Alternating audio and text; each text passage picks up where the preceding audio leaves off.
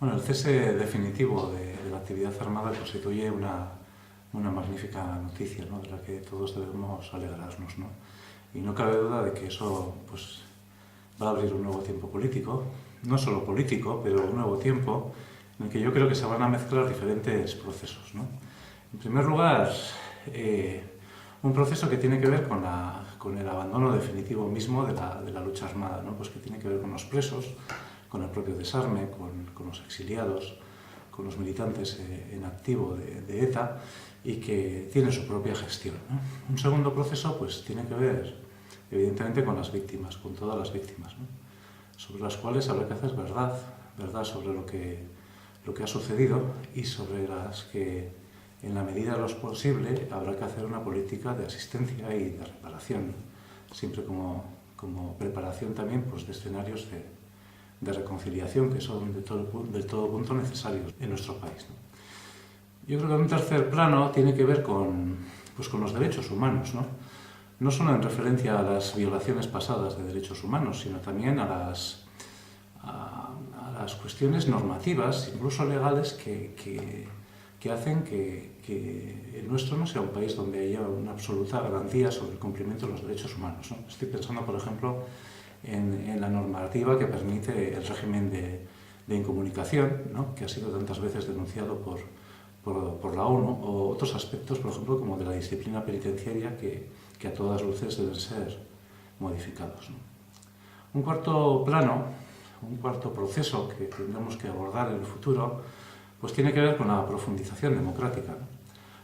El sistema democrático español arranca con importantes déficits democráticos desde la llamada transición política, pero por otra parte, yo diría que al amparo del pacto antiterrorista suscrito por el Partido Socialista y el Partido Popular en diciembre del 2000, pues se ha completado un cuadro de averías bastante grande en relación con el Estado de Derecho y la democracia, ¿no? Y igual expresión, alguna de las expresiones de ese cuadro de averías pues pueden ser la permanencia en la cárcel de personas por el simple hecho de militar en organizaciones políticas, o las ilegalizaciones de organizaciones políticas y de otro tenor que han tenido lugar durante todos estos años.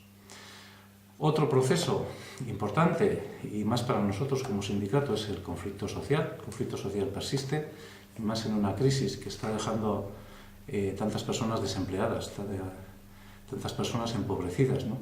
Es el ámbito más propio de nuestra actividad sindical, es el ámbito más genuino, donde más podemos influir y que nosotros como sindicato no podemos relativizar, ¿no? Y luego está pues, el otro proceso, el permanente, ¿no?, el de la lucha de toda organización social o política pues, por lograr en cada momento el mayor grado posible de adhesión social, ¿no? Y qué no decir de las organizaciones políticas que en cada momento pues, tienen que, o en muchos momentos o permanentemente, están en contienda electoral, y eso tiene unas exigencias propias pues, que normalmente se suelen mezclar con otro tipo de procesos, ¿no? Bueno, entonces en este cuadro de diferentes procesos abiertos, yo diría que son procesos muy distintos, pero también a veces muy interrelacionados, procesos de distinta naturaleza, con actores, con protagonistas distintos, con alianzas y complicidades también distintas cada uno de ellos, y sobre todo también con urgencias y tiempos muy distintos en su gestión, ¿no? Puede haber cosas que son urgentes, como puede ser el tema de la violación de derechos humanos, y sin embargo va a haber conflictos que permanezcan, ¿no?, como el conflicto social, ¿no? En ese sentido, pues yo creo que este escenario que se abre pues, nos va a exigir a nosotros como organización sindical pues, un grado de reflexión y de análisis de la coyuntura pues, muy grande, ¿no? Porque nosotros somos un sindicato vasco, pero tenemos una identidad política muy compleja, ¿no? Y eso hace que en cada momento tengamos que examinar la coyuntura desde dos opciones muy básicas que hemos hecho, ¿no? La primera es la de la estricta independencia política de la organización respecto a cualquier organización política o de otro tenor, y nuestra opción de no subordinar en ningún momento los intereses de clase a otro tipo de procesos y a otro tipo de necesidades, por muy necesarias que sean, ¿no? Y en ese sentido, pues nuestro desarrollo, nuestra voluntad de defender los intereses del mundo del trabajo, pues se va a tener que realizar en un escenario complejo, cambiante, que va a requerir de un trabajo colectivo muy importante, permanente, de análisis de la realidad, ¿no? Acaba la lucha armada, eso es una gran noticia, pero permanece una sociedad profundamente conflictiva, ¿no? Y que tiene importantes contradicciones en todos los planos, ¿no? Los planos políticos, cultural, social, económico, etc., ¿no?